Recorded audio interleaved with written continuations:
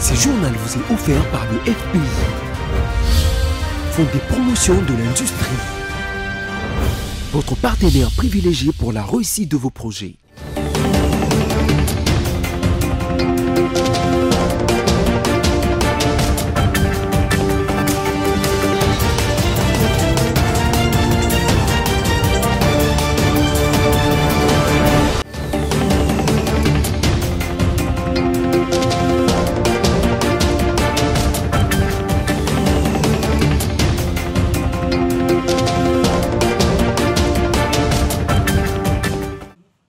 Mesdames, Messieurs, bonsoir. Les sommaires de ce journal. Pour des raisons de travaux de réhabilitation, l'hôtel de ville annonce la fermeture temporaire des avenues Kassavoubou, Roakading et du commerce dès ce mardi 9 avril 2024. Après plus de 20 ans de service, les casques bleus du contingent chinois se désengagent de la République démocratique du Congo. La cérémonie d'hommage a été organisée dans la province du Sud Kivu. Et enfin au Kenya, pas de perte en vies humaines après qu'un bus emporté par une rivière en crue. Les 51 passagers sont tous sauvés. Débutons ce journal en Provence où les casques bleus du contingent chinois ont quitté la République démocratique du Congo ce mardi 9 avril 2024 après plus de 20 ans de service. Ces départs s'inscrivent dans les cadres du désengagement de la MONUSCO en terre congolaise. À cet effet, une cérémonie d'hommage a été organisée dans le but de saluer les rapports à la consolidation de la paix et de la sécurité dans la province du Sud Kivu où ils étaient déployés. L'ambassadeur de Chine en RDC, Zhao Bin, a salué la contribution de la section des génies civils du contingent chinois dans la construction d'infrastructures pour améliorer la mobilité locale.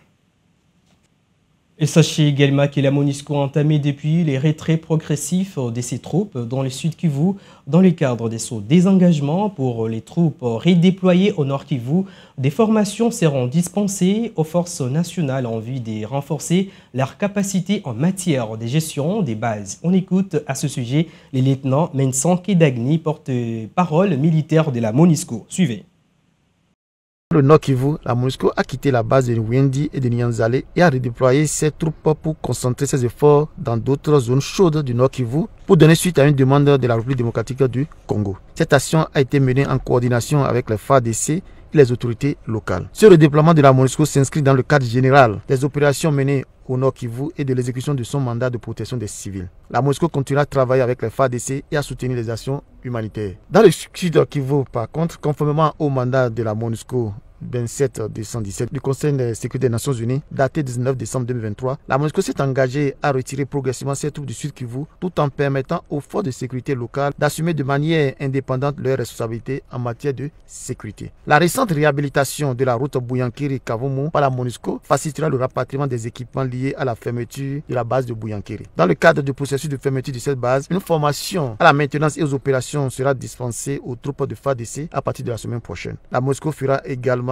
don d'équipements d'infrastructures défensives FARDC pour une transition en douceur et indépendante des responsabilités. Restons toujours en Provence où 3 soldats tanzaniens sont décédés lors des combats ces derniers jours dans l'est de la RDC. Ils faisaient partie des troupes de la communauté de développement d'Afrique australe SADC en sigle, déployées dans le Nord Kivu depuis décembre dernier. Suivez les communiqués de la SADC. Dans un communiqué, la communauté de développement d'Afrique australe SADC confirme que 3 soldats tanzaniens ont été tués et 3 autres blessés lorsqu'un obus des mortiers est tombé près du camp où il s'est trouvé. Cette force est-africaine de la SADC est composée des soldats d'Afrique du Sud, des Tanzanie et du Malawi pour aider les forces gouvernementales ainsi que les milices pro-gouvernementales à lutter contre les rebelles du M23 qui, avec l'appui du Rwanda, se sont emparés des larges pans de la province. Selon l'armée congolaise, les obus ont été tirés jeudi 4 avril 2024 par le rebelle du M23 depuis des collines aux alentours. Les camps de la SADC se trouvent à l'entrée de la ville de Saké sur la route menant à Goma, chef-lieu de la province. Depuis plusieurs mois, cette route est devenue la ligne de front entre l'armée congolaise et ses alliés à l'est et les rebelles du M23 soutenus par le Rwanda au nord et à l'ouest.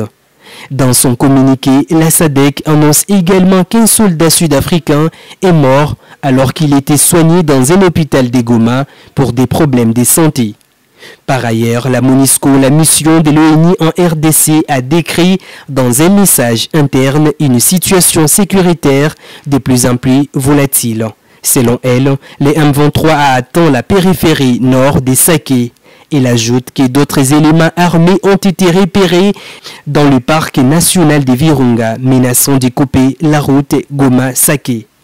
Et pendant ces temps, à Ituri, les FRDC recrutent de jeunes filles âgées de 18 à 25 ans, une démarche qui s'inscrit dans le cadre de la campagne de sensibilisation de jeunes filles à rejoindre l'armée, lancée la semaine dernière par le général-major Justine Chechi, point focal genre au sein des FRDC, presse locale.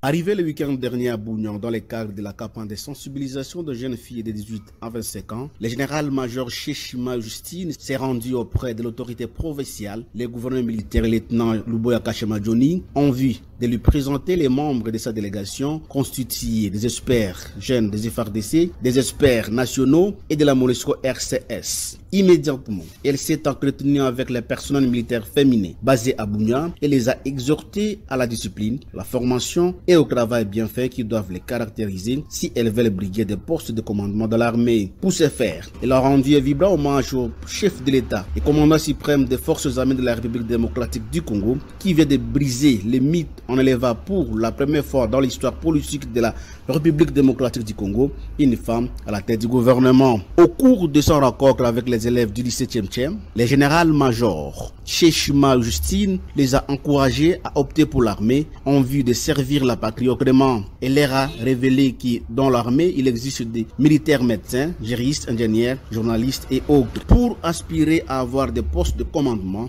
il faut avoir un niveau d'études et accéder à l'académie militaire. Faïda Mwangiloa, consultante en genre et ministre honoraire du genre, famille et enfants, a pour sa part exhorté les jeunes filles à privilégier d'abord les études si elles veulent devenir demain des cadres de ce pays et briguer des hautes fonctions comme les hommes dans la commune de Mounian. Devant les femmes leaders des associations féminines, le général Chechi a une fois de plus martelé sur le besoin d'accroître le nombre de femmes dans l'armée, car, dit-elle, nous sommes en train de partir, la relève doit être assurée, d'où il y a nécessité que nos filles, surtout diplômées, intègrent l'armée. Il s'est tenu le lundi 8 avril 2024 à la fonction publique une réunion d'échange entre les gouvernements et les banques syndicales de régie financière pour discuter sur la situation d'accumulation d'arriérés de paiement de la prime des rétrocessions de ces régies financières sur instruction du chef de l'État Félix Tshisekedi. Ginette Fika nous en dit plus.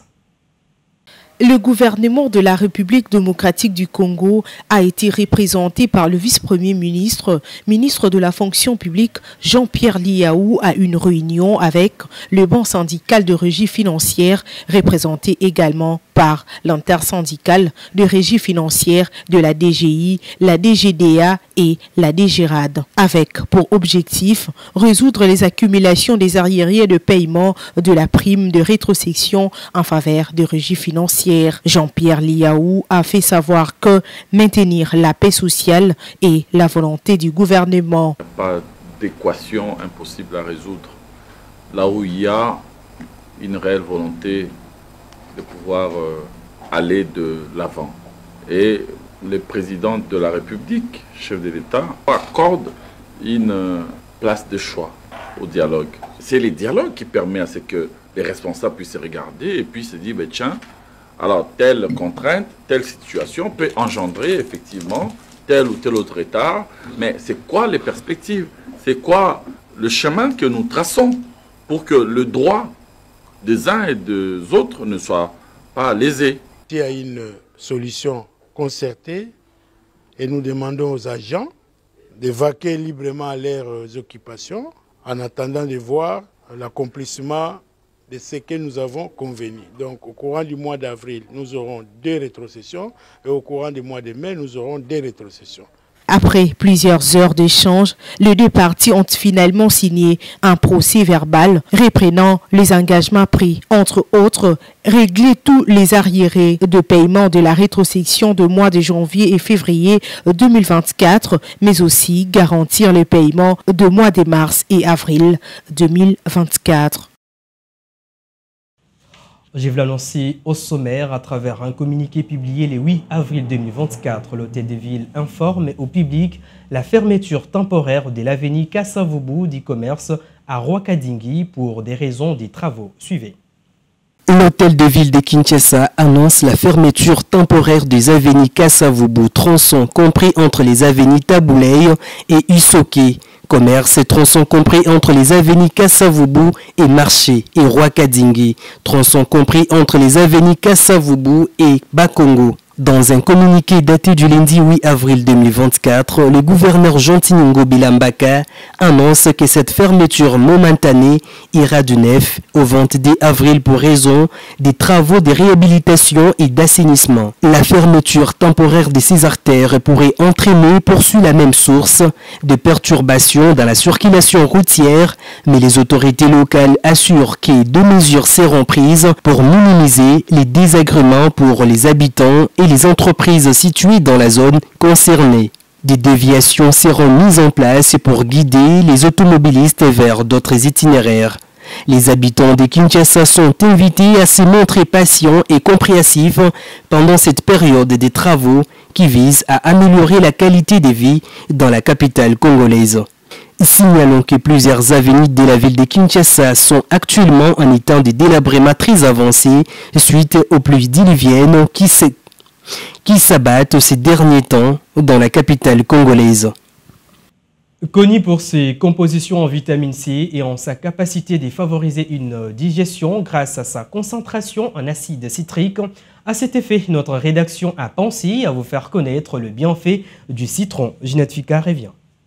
Certes, son goût est acide en bouche, mais une fois dans l'estomac et au contact des enzymes digestives, son acidité laisse place à une substance alcalinisante qui va participer au maintien d'un pH idéal dans l'organisme. Le citron est celui qui contient le plus de vitamine C, qui contribue à réduire la fatigue et protège les cellules contre les stress oxydatifs. Consommer les jus de citron est intéressant pour réveiller en douceur les systèmes digestifs et augmenter les capacités drainantes du corps humain. Les jus de citron aident en outre à la relaxation pour mieux dormir. Les jus de citron luttent efficacement contre les infections urinaires et permet de purifier le rein grâce toujours à son taux d'acidité. Les citrons vous aident également à perdre du poids et ça très rapidement. Surtout, le citron est un excellent absorbeur d'odeur. Avec le citron, les mauvaises odeurs disparaissent très rapidement. Désormais, pensez donc au citron dans la liste de vos fruits préférés. L'actualité, c'est aussi que le Vatican a publié le lundi une déclaration approuvée par le pape François décrivant la fluidité des genres, la chirurgie des réattributions sexuelles et la gestation pour autrui comme des affronts à la dignité humaine. Regardez. Le Vatican a formellement fait part de son opposition à la chirurgie d'affirmation de genre et à la gestation pour autrui, les mettant sur le même plan que l'avortement et l'euthanasie. Dans un document de 20 pages intitulé « Dignité infinie », le texte affirme que le changement de sexe est une violation de la dignité humaine et que la maternité de substitution va à l'encontre du droit d'un enfant à être pleinement humain. Parce que nous croyons que ces idéologies, au lieu d'aider à reconnaître la dignité, appauvrissent une vision humaniste où l'homme et la femme sont la plus belle combinaison dont la plus grande différence que l'humanité contient. C'est inégalable. La doctrine a été approuvée pour publication par le pape François le mois dernier, après avoir fait l'objet de plusieurs révisions. Les défenseurs des transgenres et de la maternité de substitution ont condamné le texte, le jugeant dépassé nuisible et contraire à l'objectif déclaré de l'Église de reconnaître la dignité de tous les êtres humains. Ils craignent qu'il n'alimente la violence et la discrimination à l'encontre des transgenres.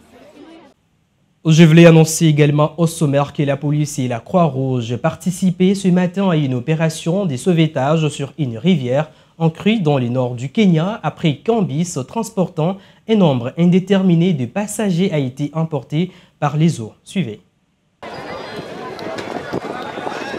Plus de peur que de mal pour les passagers d'un bus emporté par des inondations mardi dans le nord du Kenya. Ils ont tous survécu à cet accident. Ce sont au total 51 passagers qui ont été secourus. Leur bus se dirigeait vers la capitale Nairobi depuis le comté de Wajir. Il est toujours bloqué dans la rivière à une trentaine de mètres d'un pont. L'erreur humaine serait à l'origine de cet incident. Le chauffeur avait tenté de traverser une section inondée de la route lorsque l'accident s'est produit. Il est activement recherché par la police qui l'accuse d'avoir mis en danger la vie de 50 personnes. Lundi, le gouvernement kényan avait lancé une alerte aux inondations après l'effondrement d'un barrage. Elle concernait les habitants des comtés de Tana River et de Lamu. Mesdames, Messieurs, c'est par cette page internationale que nous mettons fin à ce journal, mais avant tout, les rappels des principaux titres. Vous l'avez suivi dans ce journal. Pour des raisons des travaux de réhabilitation, l'hôtel de ville annonce la fermeture temporaire des avenues Kasavubu, Rwakadingi et du commerce dès ce mardi 9 avril 2024. Après plus de 20 ans de service, les casques bleus du contingent chinois se désengagent de la RDC. La cérémonie d'hommage a été organisée dans la province du Sud Kivu. Et au Kenya, pas de perte en vies humaines après qu'un bus emporté par une rivière en crue. Les 51 passagers sont tous sauvés. Mesdames, Messieurs, ce journal est complètement terminé. Merci de votre fidélité. Au revoir et à la prochaine.